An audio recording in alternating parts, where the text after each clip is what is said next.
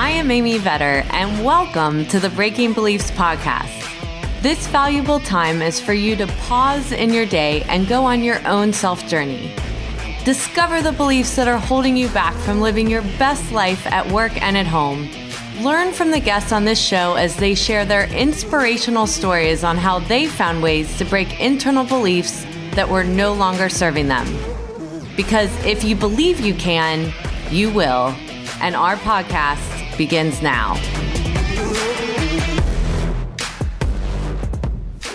Welcome to this episode of Breaking Beliefs, where I interview Peter Bostelmann, the Chief Mindfulness Officer and founder of SAP's Global Mindfulness Practice.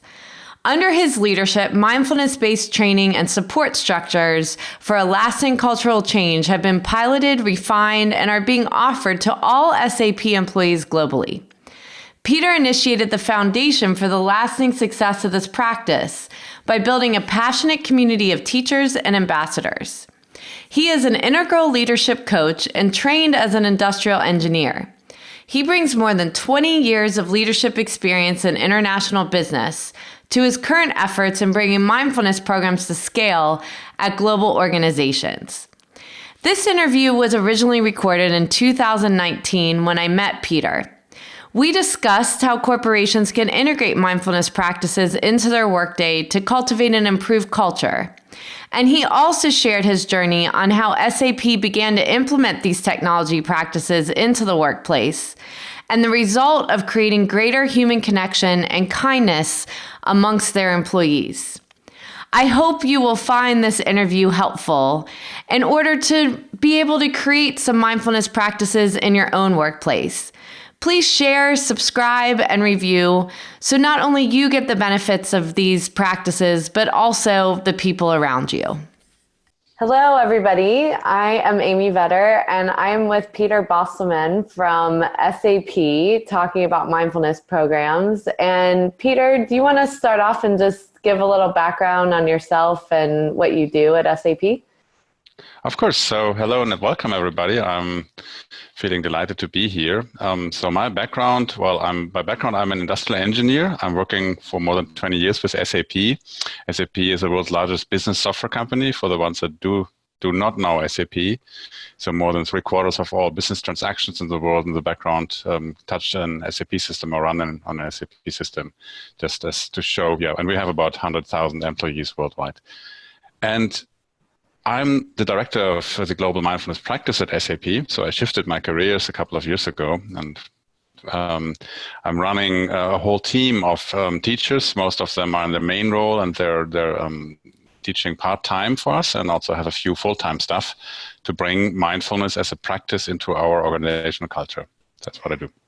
So it's such an interesting story, the fact of your background being an industrial engineer. I'm a CPA that turned yogi, and so I can relate to the change in your perception of the world and you being able to incorporate that into the work that you do. So maybe you can just talk about your journey a bit and what even led you to wanting to do this from where you started.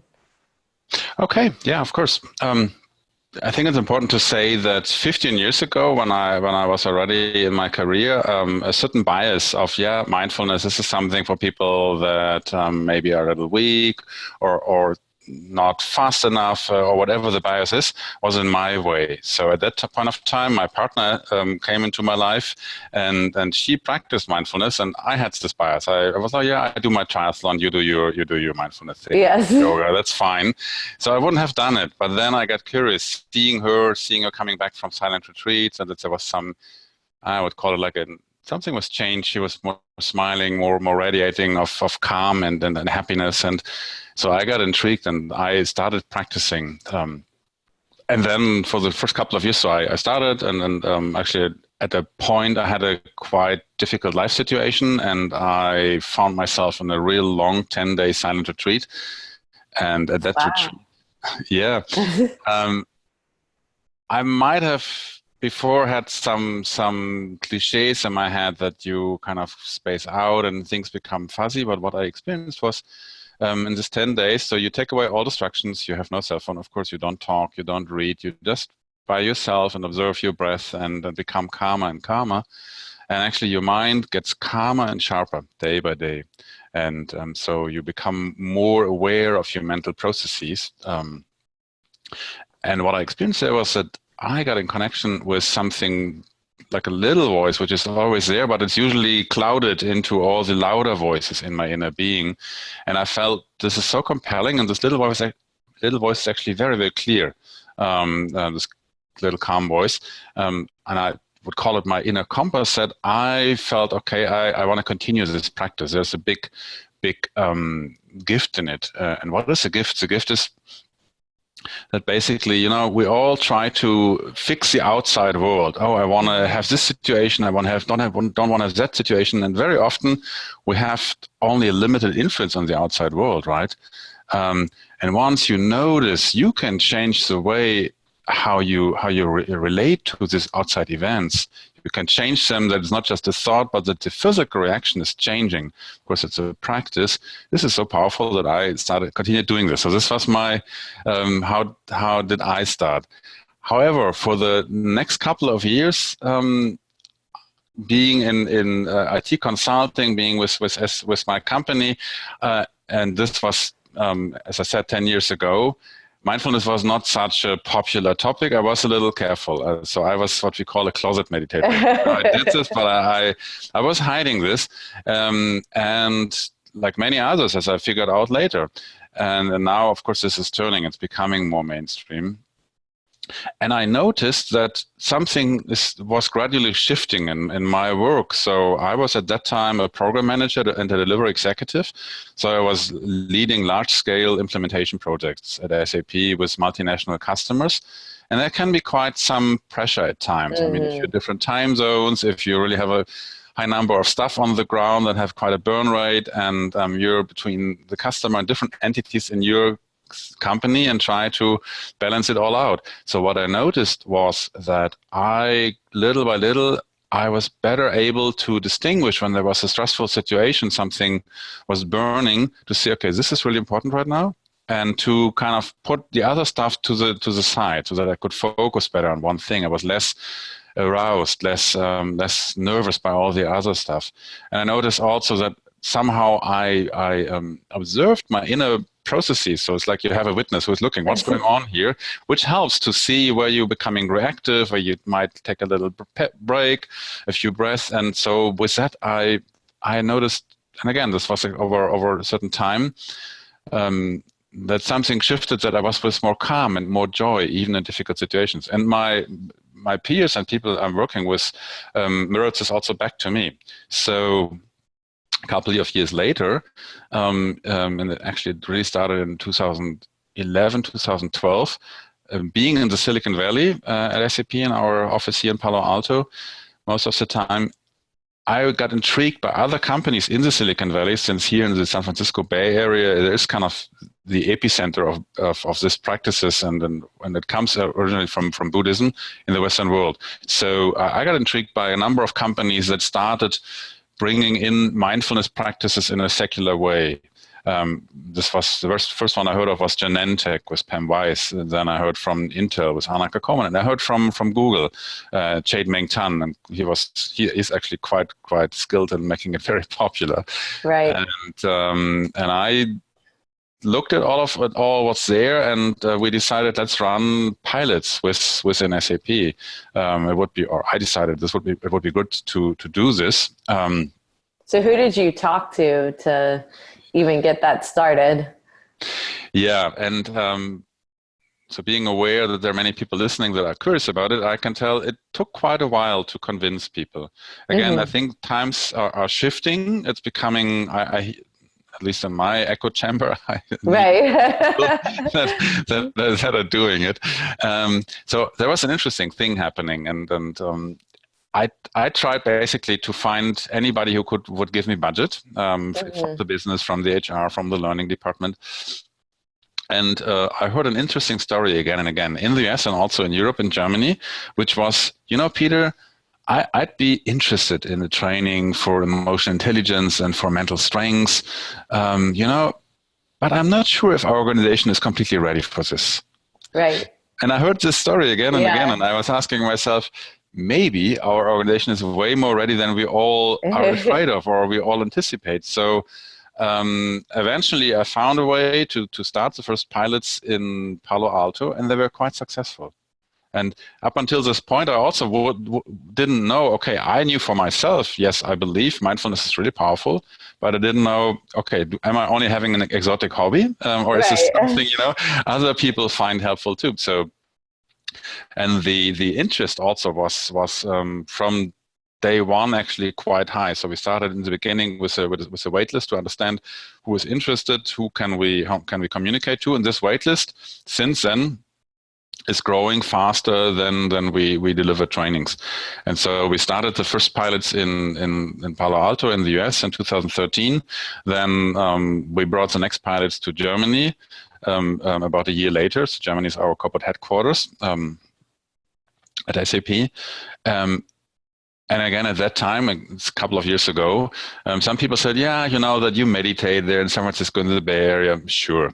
But is this really working at other places, even in the US or around the world?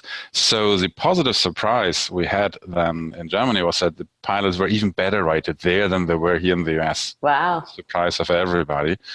And so what we do is a 2-day course. It's called Search Inside Yourself. It's a program which initially got developed at Google, and Google released it to the public. So it's not Google anymore. It's a Search Inside Yourself Leadership Institute, which is based in San Francisco. And we are working with them from basically day one. So, and we're doing now, I'm proud to say, way more than Google with the program. And the program got adopted and adjusted a little bit. And our feedback is also going back into the program. So it's continuously evolving. So it's a 2-day class, 16 hours, and then we have a lot of follow-up activities we're offering. And by now, we have trained more than 8,700 people around the world. Wow, good for you. In 50 plus big offices, and it's growing. And as I said, so it has become our most popular training, and we still have a wait list, or we do have a wait list of 8,000 people. So it's a little bit of a difficult problem. That's what What? And so we are educating internal teacher, and as part of the key success factors, I believe that it's coming from within the culture, and it's something, and maybe we want to talk about this a little more. It is something. It's not an idea. It's something where people in the class, they experience a whole array of different things, how they can be more present, more attentive, more self-aware in the situation, and there's a felt sense, and everybody finds, or most of the people, the vast majority, find something where they feel, oh, this is helpful. Let me try that. It can be just a couple of few conscious breaths, or some people start meditating, which of course is powerful in others. So if they wouldn't have this felt sense experience, this is helpful. They wouldn't recommend it to others. The waitlist wouldn't grow. Yeah. So I think that's an important point to bring out, especially from a business standpoint, in order to get things like this approved. What are the critical success factors or business metrics that justified this program to get started, and what are you trying to aim for as far as the company is getting benefit from the programs that you deliver? Yeah, this is an important question. So to get started, I think in our experience, our best practice case is that you have to become very specific. Mindfulness becomes very popular, but if you think, okay, everybody's doing it, we need to do it. There's different programs out with different focuses, and also there's the different ways to meditate and to do mindfulness. So you have to become specific. What is it that we want to achieve in our company? Right. What is it that what are our corporate goals? What are possibly some of our pain points? What's not going well? What could we do better, or what do we want to sustain? And I think the more specific you become, and then also the more specific you are in the program, how it's supporting this, the more successful you will be. What we did, and one of the pieces within SAP back then in 2012 and 11 when we started. So we care a lot about employee engagement. Of course, it's a big knowledge company, and engagement, like in many others, is important. We are very high, and we were looking what are measures that we keep this high level. And so employee engagement was then one thing we looked at in our data we are gathering from the class to see is there a change, and also of course having in the beginning. So I would recommend to start. Look for a program that seems suitable, do a pilot and measure with the pilot, is this going well? And then you can think about, okay, how can we make this bigger? So just to dive one level deeper, so please. Employee engagement as far as employee happiness being measured or turnover, or what are there specific measurements within employee engagement that the company is looking for? Well, we have a composite index that is called employee engagement, which is derived from our annual employee survey, which is coming out of a number of questions where we see how engaged is our employee, how happy are they with the company.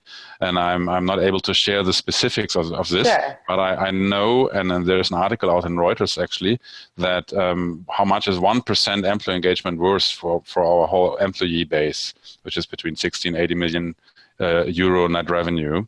And we could show with our programs, so we looked at 4,800 people that attended our class between 2015 and 2018. And we looked and we could see that compared to a control group and also in a timeline analysis, that the employee engagement was or is significantly higher. Wow, so this great. Is showing it's not only that we run the most popular program, we also contribute in a significant way to the bottom line. Yes. So employee engagement is one thing we looked at. Another is leadership trust. It's coming again from the employee survey. So it's not related to the class. Employees just doing it, and then we look, okay, who attended the class, who not? Do we see differences?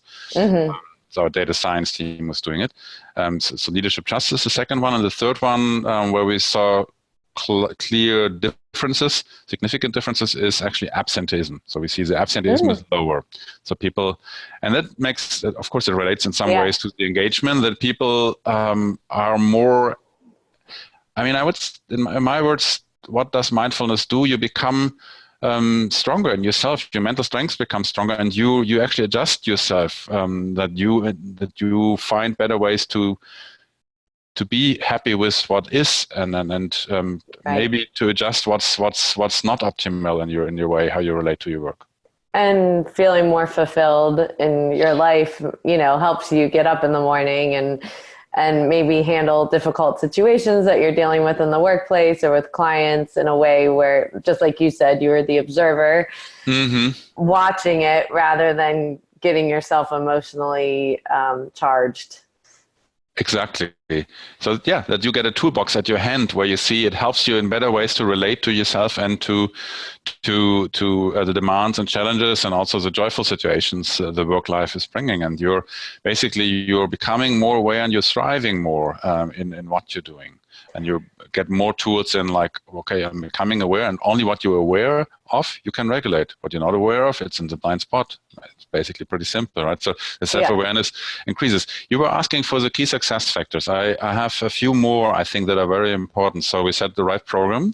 I think we have to be very careful about language and be aware that there's still a lot of bias around mindfulness. As I said initially, I know I had a bias. Yeah. I meet a lot of people still. So I think a typical male cliche is that this is something for the softer or the more vulnerable ones. Right. And there's so wonderful counterexamples. I mean, one of the world's best tennis players, Novak Djokovic, he is an avid meditator, and he shares that when he gets under, tennis is a mental game, right? To try to get the partner, your competitor, in the reactive zone. And once he notices due to his mindfulness practice very early, I'm becoming tense, I'm becoming reactive, he has this breathing technique where he calms himself down and gets back into his blue zone. And the ones who observe his game, that he has this very long time where he prepares the serve. This is where he centers himself again. Yeah. And how does this relate to somebody who's having a leadership role or an expert role in an organization? Of course, we do bad decisions when we become reactive, and we know that in hindsight. there's when we become triggered. So that's, and of course, the higher you are in your leadership role, the more difficult the problems are you get. Yes. So this capacity to remain calm, or to notice I'm losing my calm, what can I do to maintain it again? This is a key capacity, and this is a good story I very often use to explain executives why mindfulness is actually, again, it might be just a false idea that this weakens you. It's the opposite. Another Beispiel, sorry, it's my German. Another example. Another example I like is Nico Rosberg. He was a Formula One world champion in 2016. He's German, and he is actually an avid meditator. So it's also not the case that it makes you slower. It's the opposite. When he is on the racetrack, he can 100% focus on the race. He's not thinking about whatever happened in his day before or will happen afterwards. Just as two examples, language, very important. We, and the models you're working with, we are avoiding by any means any spiritual, any religious reference. What we do is practices that are proven by neuroscience, that are secular, so that we can deploy them around the world, so we don't have to take care about certain religion, and they support actually you regardless what your belief or non-belief is. And maybe one more key success factor I find important for many people, mindfulness, they see it as a stress reduction technique. Mm-hmm. This is way too short. Right. Yeah. And again, if you feel like I like my stress, I don't need this. Again, you look at it. And I if you think mindfulness is only a stress reduction technique, it's the same as saying playing the piano is a mere stress reduction technique. It's a nice side effect. Yes, you become more calm and at ease if you do mindfulness or play the piano. But in both cases, actually, you train your mind and you train certain capacities. So the way how we position this within SAP is that for us, it's a leadership development program, and it's also a talent development program, and it supports well-being. Of course, we're working also closely with our health department, but it's not only a health program. It's not only to cure deficiencies for people that are close to burnout. It starts way earlier, and it helps you to actually fully leverage your potential. Yeah. So one last question. All of this sounds awesome. However, we know these journeys aren't easy, bringing these types of programs into an organization or that it goes linear necessarily. So what are some pitfalls that businesses should look out for when trying to put these programs into place that, if I'm someone thinking this could really help my business, what do I need to make sure that I learn from you of lessons learned? Well, it's a good question. It depends on the business and the situation.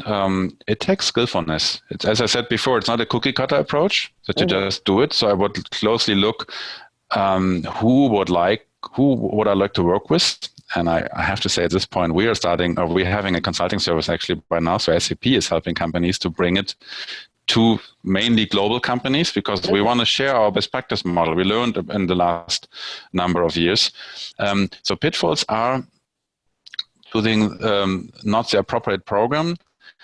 They're actually, mindfulness becomes very popular. And so more and more organizations or people I know that for a few years ago, there were only HR consultants or consultants. All of a sudden, they're mindfulness experts. Yeah. So I would look, what is their background? What are the organizations they're working with?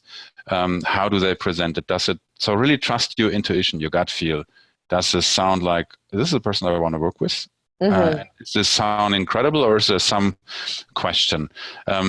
Important is that, I shared this before, language and then how you frame it, that you use a program, from my opinion, that has not only makes mindfulness a mere concentration technique, but that also brings in kindness and compassion and empathy, so that it has deeper roots. Only then you will see this effect that it's happening, so that it really shifts the organization, the culture. Another pitfall would be to bring in trainers, train the people, and then let them leave. So mindfulness is not an idea, not you have it seen once and then you understand. Mindfulness is a practice. This is why we call our whole program the Global Mindfulness Practice. So it's like I mean, just signing up at the gym and not going there will not change your body. Right. So you have to go there and work out. And it's the same with mindfulness. You have to find ways to get it in the organization, to overcome the skeptics, to turn them into curious skeptics.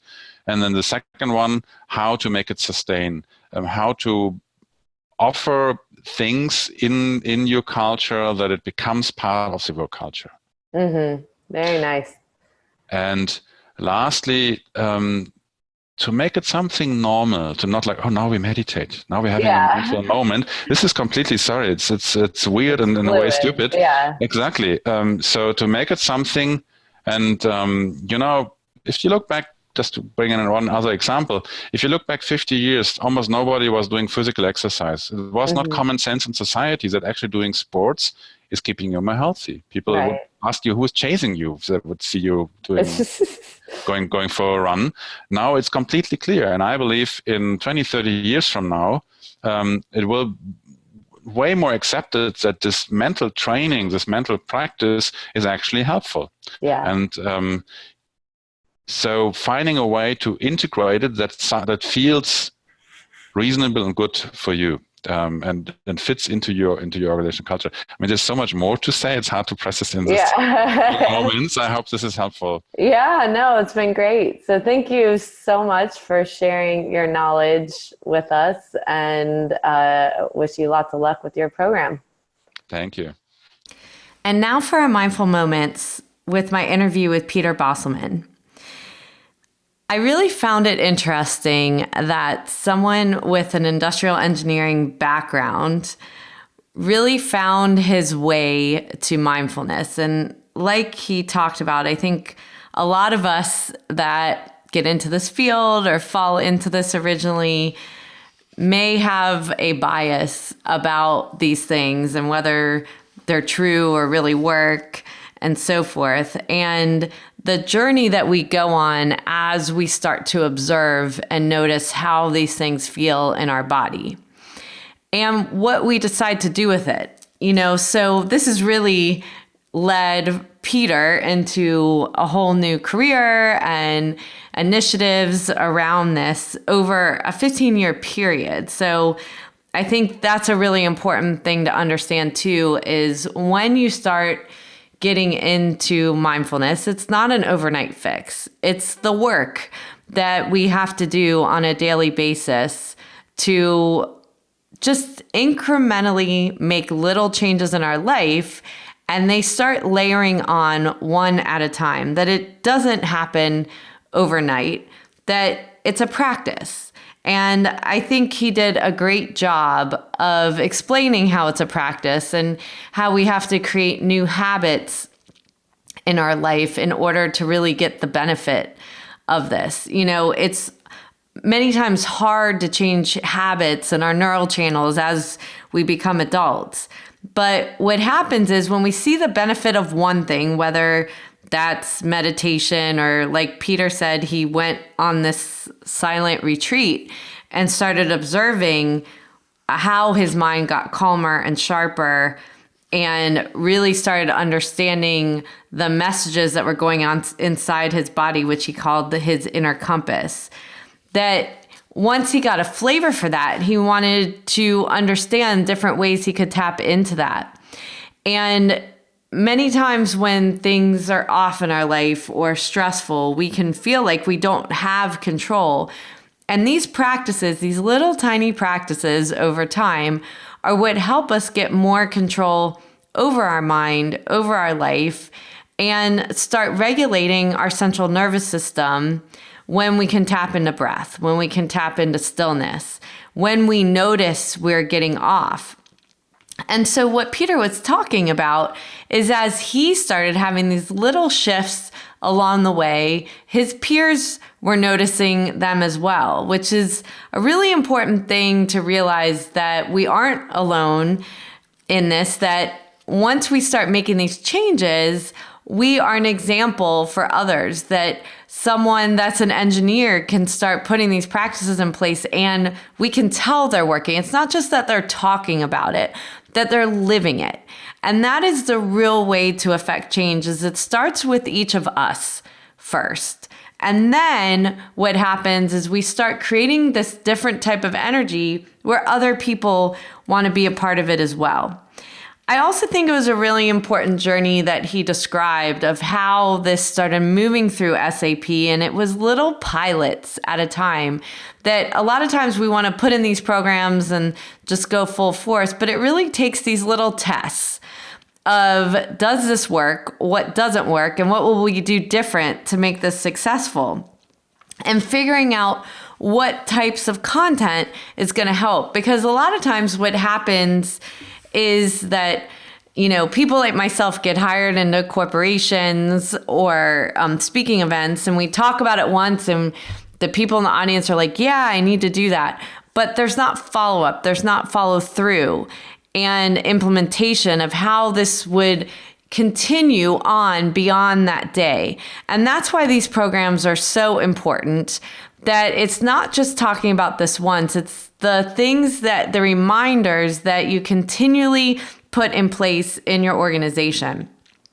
Now, one of the things I really wanted to drill down with him on was how they evaluate success of a program like this, because in order for it to be successful in traditional organizations, it is important that we have a measurement of success. And he talked about employee engagement and really looking at the populations of people that didn't go through the program versus who did, and how they contributed to the bottom line, meaning less turnover, that there was less absenteeism, that they had more trust of their leaders, and were overall happier in the work that they did. And part of that happiness is being able to be happy with who we are individually and understand how we interact with others and can control that outcome a little bit better. Now, the important part of these programs as well is that we're all talking from the same vocabulary. And that's why you want them to be repeatable throughout the year and not just a one-time thing. And so that everybody can talk about whatever topic it is in that program and be able to play in that in their daily work life, so that everyone understands what is happening in the organization and how we are reacting and having that communication. It becomes its own culture. And so when thinking about doing this is really understand that there will be pitfalls along the way when you're putting programs in place, because it's not going to be a cookie cutter approach, as he stressed, that every culture has something different, every type of leadership style and so forth, and it's how you nurture people along the way. But what he has seen over time is that the program actually has brought more kindness and compassion and empathy to the relationships in the organization, which then creates overall happiness and less turnover. So just something as a food for thought as you move into this is, how can you take a little practice, maybe it's just 2 minutes between meetings, and start implementing that? And how do you lead that as an example on your own and start playing with these things just on your team? It doesn't have to be organizational until you know what works.